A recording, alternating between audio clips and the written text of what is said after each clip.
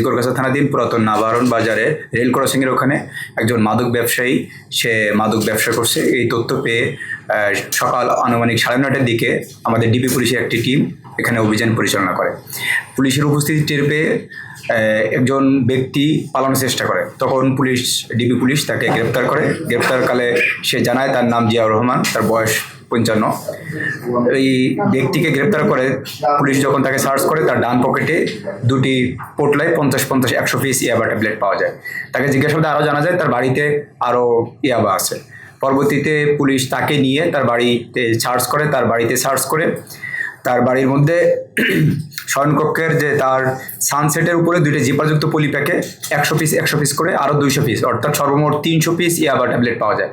পরবর্তীতে তল্লাশিকালে তার বাড়ির মধ্যে যার জুতার র্যাক আছে, জুতার র্যাকের মধ্যে একটি জুতার প্যাকেটে সেখান থেকে 16 লক্ষ টাকা পাওয়া যায়, মাদক বিক্রয়ের টাকা। পাশাপাশি তার বাড়ির মধ্যে ড্রেসিং টেবিলের মধ্যে আরও 3,74,900 টাকা পাওয়া যায়। সর্বমোট তার বাড়ি থেকে 19,74,900 টাকা এবং তার বাড়ি থেকে 200 পিস ইয়াবা এবং তার পকেটে থাকা আরও 100 পিস ইয়াবা, সর্বমোট 300 পিস ইয়াবা এবং 19,74,900 টাকা পাওয়া যায়। তাকে জিজ্ঞাসাবাদে জানা যায় এই টাকাগুলি সে মাদক বিক্রয়ে লব্ধ আয়। সে একজন চিহ্নিত পেশাদার মাদক ব্যবসায়ী, তার নামে পূর্বেও বেনাপোল থানায় একটি মামলা আছে। উক্ত ব্যক্তিকে গ্রেপ্তার করে আমরা জব্দ তালিকা করেছি।